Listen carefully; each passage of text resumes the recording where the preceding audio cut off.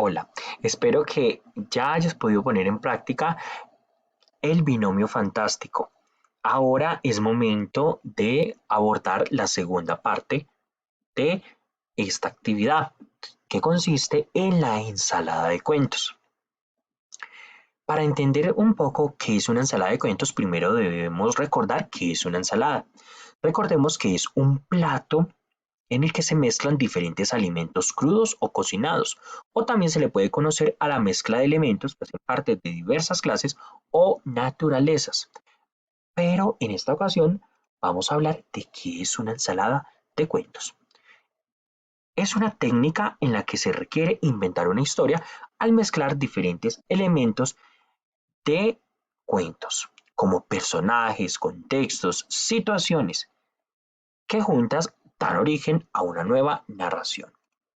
Necesitamos activar nuestra creatividad, nuestra imaginación para lograr grandes resultados.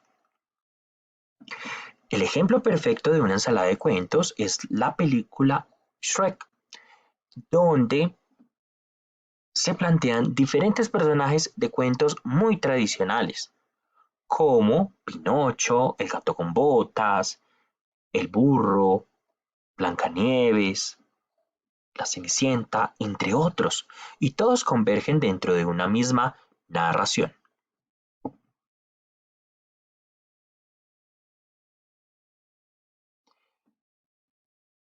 Debemos recordar los pasos que componen un cuento. El principio o la entrada, donde se da la introducción a la historia y se utilizan conectores como había una vez una, en un lugar muy lejano, eras una vez, en un país lejano, en tiempos antiguos, el nudo donde se da el conflicto de la narración y se utilizan conectores como de pronto, un día, de repente, una noche, al poco tiempo, y se da un desenlace donde todo ese conflicto se resuelve. Al fin, finalmente, así fue como, por último, son algunos de los conectores que se utilizan para continuar con esta parte de la historia. A continuación vamos a ver un ejemplo de una ensalada de cuentos, donde convergen diferentes personajes como la Cenicienta, Blancanieves y Rapunzel y se mezclan diferentes situaciones de estas tradicionales historias para dar origen a una nueva narración. La historia de las tres hermanas Rapunzel, Blancanieves y Cenicienta. Había una vez una malvada madrastra que tenía tres encantadoras hijas que le quedaron tras dos matrimonios, donde los padres de las jóvenes fallecieron. Esta mujer solo se había casado con estos hombres por interés y ahora disfrutaba de toda su fortuna sin permitir que estas niñas recibieran un solo peso. Obligaba a todas sus hijas a realizar las labores del enorme castillo y no les permitía salir de ese lugar ya que tenía celos de que la gente pensara que alguna de ellas era más bella. Siempre le estaba preguntando a un espejo encantado cuál era la mujer más bella del reino, y el espejo siempre daba la misma respuesta: tú eres la más bella del reino.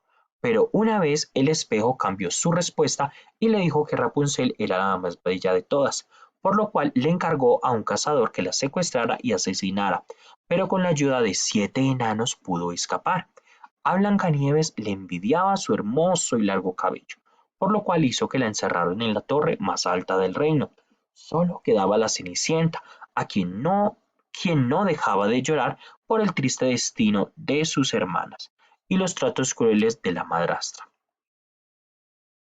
Por esos días se realizó un gran baile por el regreso del hijo del rey para buscar una esposa, y la Cenicienta, con ayuda de la hada madrina, escapó y tiempo después se casaron. El rey hizo que encerraran a la madrastra por sus fechorías e hizo liberar a Blancanieves y Rapunzel, quienes pudieron regresar al lado de su hermana. Y colorín colorado, este cuento se ha terminado.